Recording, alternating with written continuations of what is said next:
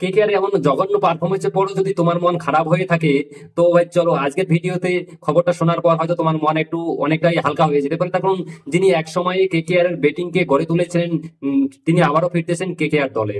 হ্যাঁ, আমি কথা বলতেছি যে অভিষেক মায়ারকে নিয়ে। তিনি কিভাবে কেকেআর দলে ফিরতে পারেন এবং সমস্ত কিছু জানবো আমরা এই ভিডিওতে।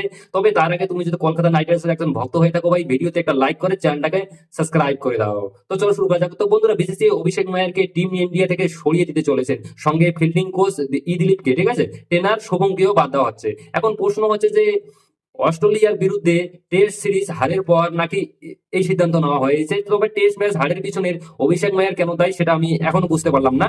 তো কথা হলো যে তবু তাকে বাধ্য করা হচ্ছে যে এই সময় কেকেআর উচিত ওনাকে আবারও দলে ফিরিয়ে আনা, তার কারণ কেকেআর এর এখন কোনো বেটিং কোচ নেই। আর অভিষেক মায়ার আগে কেকেআর একাডেমিতে ছিলেন, সেখান থেকে ভালো ভালো প্লেয়ার উঠে এসেছে, যেমন অ্যাঙ্কারেজ রঘুবংশী, আরো বিভিন্ন প্লেয়াররা।